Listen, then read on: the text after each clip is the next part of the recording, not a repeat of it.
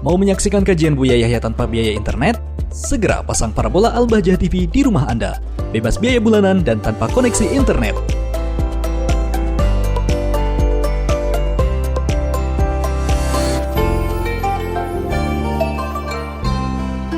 Assalamualaikum. Waalaikumsalam warahmatullahi wabarakatuh. Mari kita berselawat terlebih dahulu. Allahumma sholli ala sayyidina Muhammad Allahumma wa sholli ala ala- ali sayyidina Muhammad. Allahumma sholli alaihi. Dengan siapa dan dari mana? Dari hamba Allah dari Surabaya. Baik, bisa langsung bertanya kepada Buya.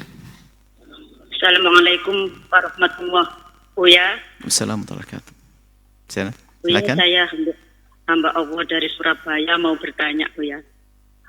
Saya ini sakit sudah 2 tahun, divonis dokter saya sakit di luar medis, Buya. Karena hasil tes apa saja itu normal semua, Buya. Terus umpama saya itu pergi ke Pak Ustadz, itu apakah itu musyrik, Buya? Soalnya saya itu pernah jam 12 malam itu pergi ke puskesmas itu bersama anak saya perempuan. Saya takut terjadi lagi hal-hal seperti itu, Buya. Mohon penjelasannya, Buya. Assalamualaikum warahmatullahi wabarakatuh. Waalaikumsalam warahmatullahi wabarakatuh.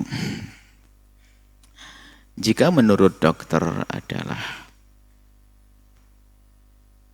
dilihat ternyata tidak punya sakit, tapi Anda merasakan sakit, itu berarti dokternya belum menemukan. Wong jelas Anda sakit kok dibilang tidak ada penyakit. Nggak usah dah kita mengkambing hitamkan setan, jin sama gendruwo, nggak usah. Bilang dokternya belum menemukan sakit itu. Kadang-kadang kita langsung begitu, dikit-dikit langsung kena sihir, bahkan mungkin saya disantet sama orang, suudon sama orang. Kenapa kok jadi suudon? Kan dokter punya ilmu terbatas. Sehingga kita bisa datang kepada dokter si A nggak menemukan penyakit, dokter B menemukan penyakit. Bisa saja. Bahkan dokter AB 100 dokter belum bisa menemukan, karena memang belum ada alat bisa menemukan penyakit tersebut. Baru setelah itu dokter yang keberapa baru menemukan. Bisa saja seperti itu. Jadi kalau Anda menduga bahasanya ini adalah bukan penyakit fisik, zahir, tapi diarahkan kepada non-fisik, misalnya masalah-masalah, ya penyakit-penyakit yang gangguan-gangguan, tapi ingat, jangan prasangka buruk kepada siapapun dari bangsa manusia. Itu saja kuncinya. Jangan prasangka buruk kepada sesama manusia. Ya kadang-kadang ini yang membisiki adalah juga dukun. Akhirnya apa? Wah, kamu karena lagi laris nih, itu tetanggamu yang ke tokonya nyungsep tuh loh, hati-hati. Nah, udah ke bawah. Akhirnya sakit pusing langsung gerak. Jangan-jangan itu. Padahal memang dia tuh pusing. Karena memang darah rendah. Ini makanya kalau Anda sudah mulai berbicara bahwasanya secara fisik tidak ada penyakit, ingat satu hal yang harus Anda jaga. Tidak boleh prasangka buruk kepada siapapun, biarpun 1000 dukun mengatakan bahwasanya engkau disantet, engkau digundang-gundang, engkau diapakan. Jangan itu saja kuncinya. Baru setelah itu Anda pergi ke ustadz untuk minta doa. Ada mungkin gangguan daripada jin, mungkin sekali, tapi ingat jangan menisbatkan kesalahan itu kepada manusia.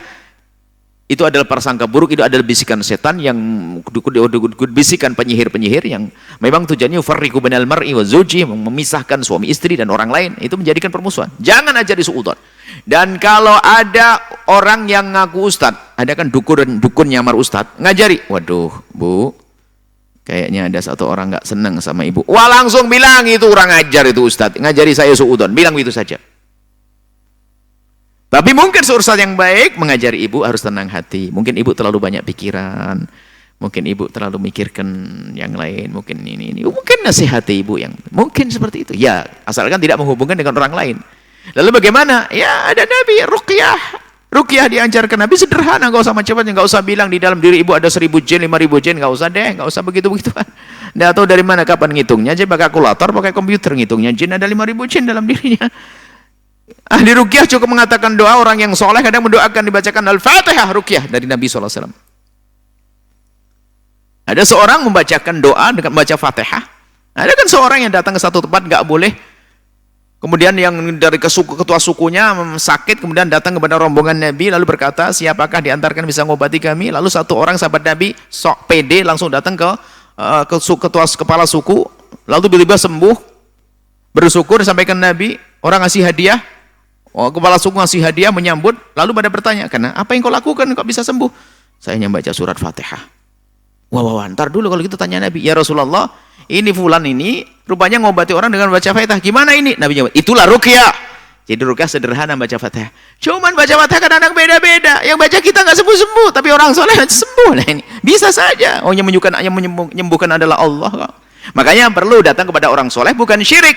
Tujuannya adalah yang benar, asalkan tidak atas dasar prasangka buruk kepada siapapun. Tapi kami selalu wanti-wanti. Pergi kepada seorang soleh minta doa, hendaknya itu adalah tradisi. Tapi jangan lupa untuk menjalankan sunnatullah. Tanya kepada ahlinya ilmu kesehatan, dokter. Dokternya dokter biasa nggak bisa, dokter yang lebih lagi dan sebagainya. Artinya dua-duanya diambil. Jangan meninggalkan ilmu kedokteran langsung wah ini kena jin, kena ini santet segala macam. Ada sering kita mendengar orang begitu, wah ini lagi ada orang lagi tidak senang Buya, lagi orang nggak senang Buya. Tapi memang bisa jadi itu terjadi. Disantet orang, Nabi saja kena sihir kok bisa, mungkin kena sihir, mungkin.